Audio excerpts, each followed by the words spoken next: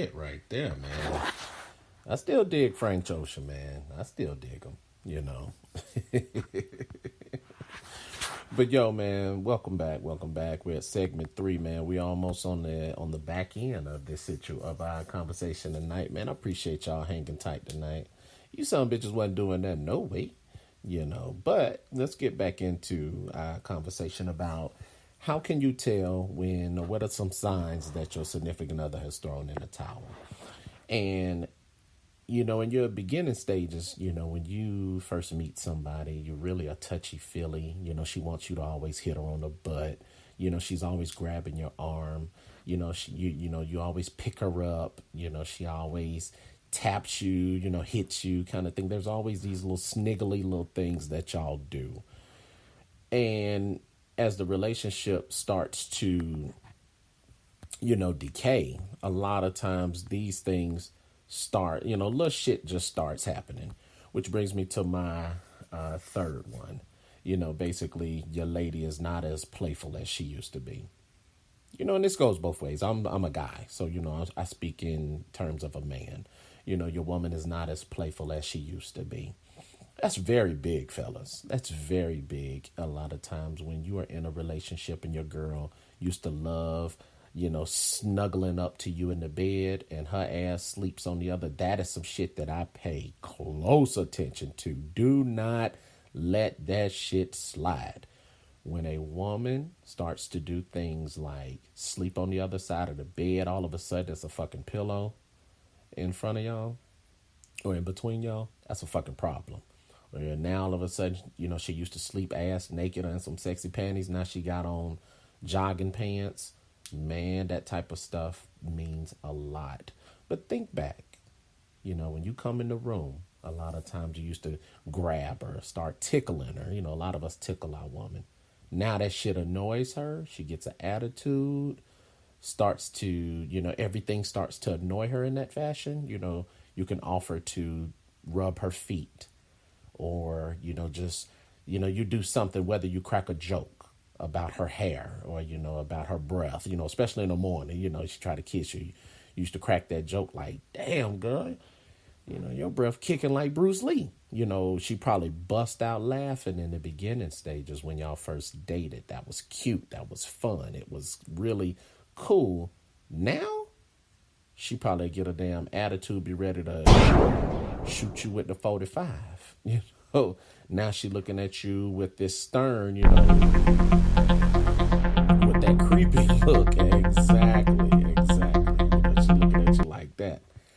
But, you know, it's a clear sign that we all have to pay attention to. Ladies, remember in the beginning stages, you used to be able to come in there and, you know, rub on him or tickle him. Now he just like, God damn, girl, shit. Get the fuck away from, you know, like, quit playing so much. You play too much. You know, remember when you used to be able to cut the TV off because you knew it was going to, you know, drive him crazy? Now he'd be ready to beat your ass.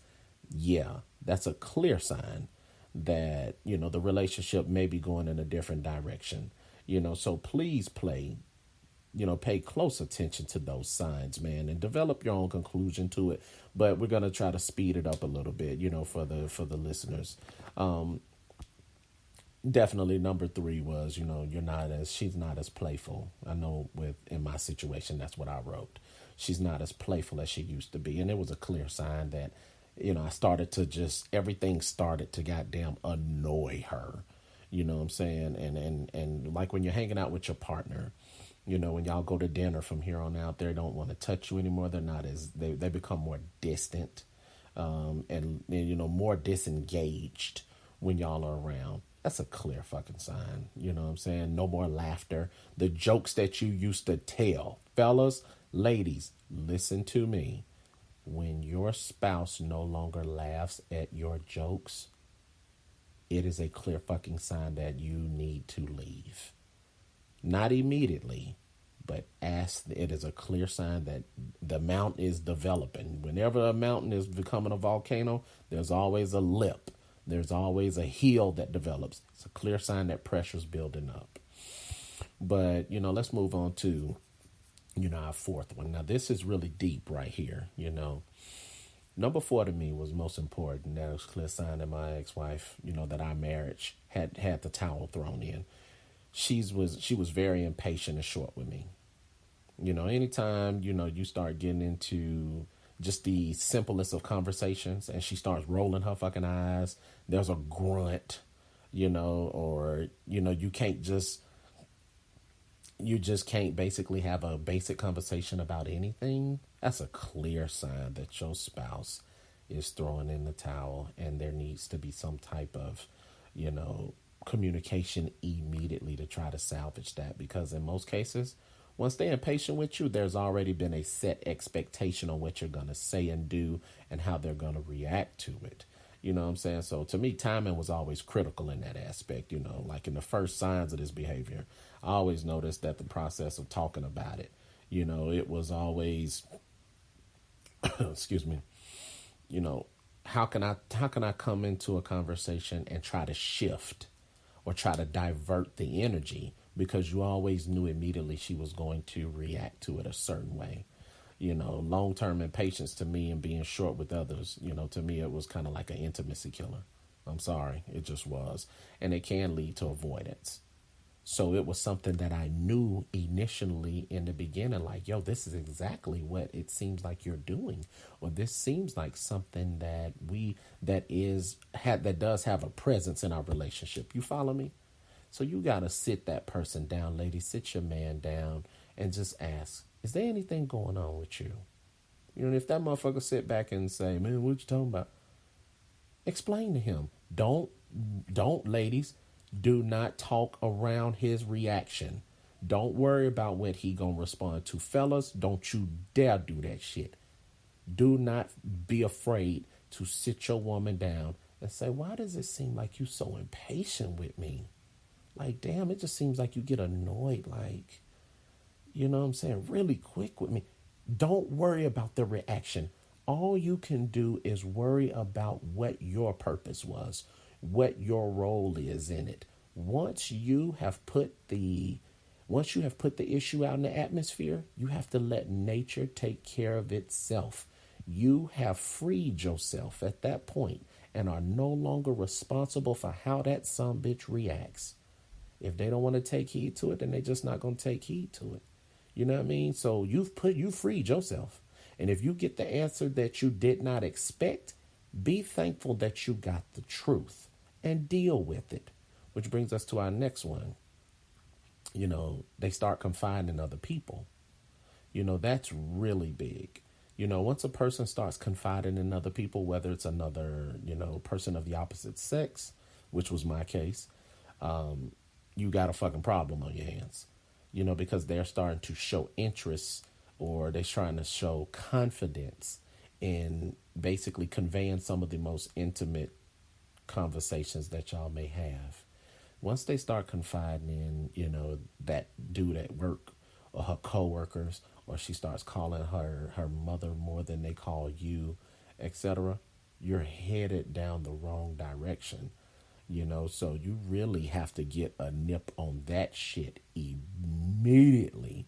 Once you find out that your wife or your husband or your boyfriend or girlfriend has told her coworker or her best friend some shit and didn't tell you, you have to put an end to that immediately. Ladies, if you find out that your dude is conveying something in his, homegirl and all that, she the homie, you have to nip that shit in the bud immediately, because there should never be a bridge to y'all relationship. A castle is always built on a fucking island.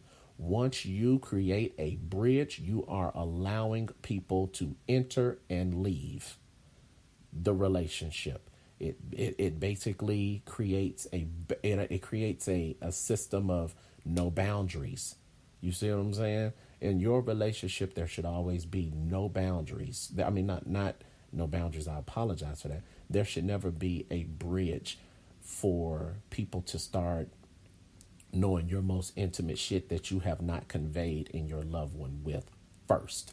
I'm not going to say that you shouldn't talk to your best friend. You always should have an outlet, but you should never feel as if you can never go to your wife or your husband because that person is going to react some way. Like I said, you always put it in the atmosphere and let nature take care of itself.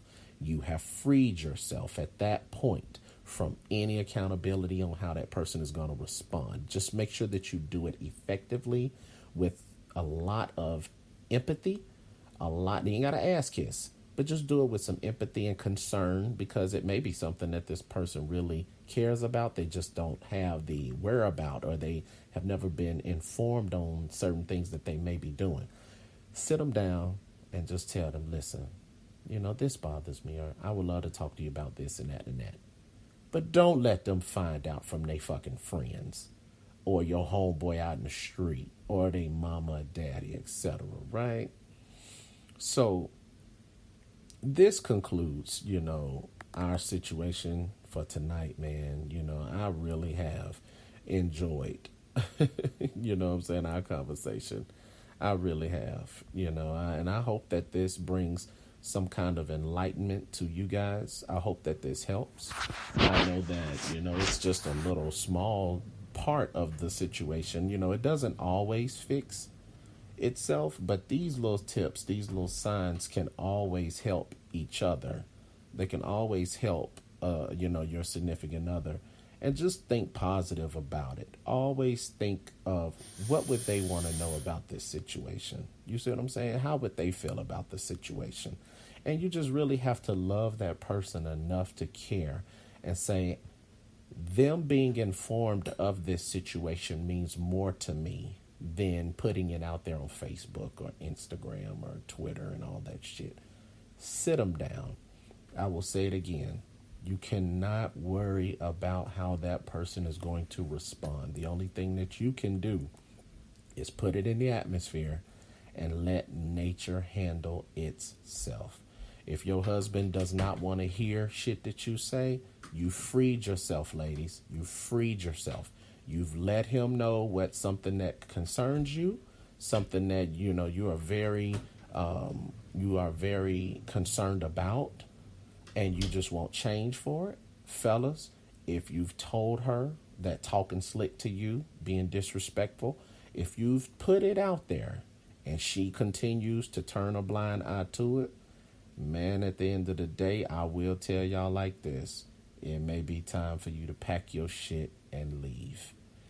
Give them time, give them empathy, and be positive with them, because you do have an obligation in helping them, move forward with that situation. But it is ultimately not your final responsibility. It starts with them and it ends with them.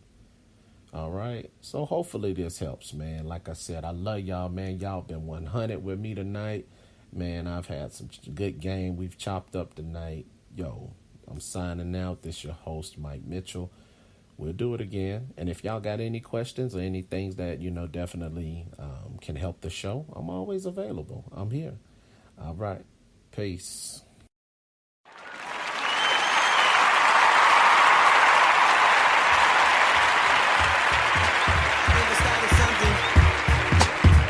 What I wanted, didn't I? Can't feel nothing. Superhuman, even when I'm fucking Viagra, popping every single record. Auto tuning, zero emotion, muted emotion.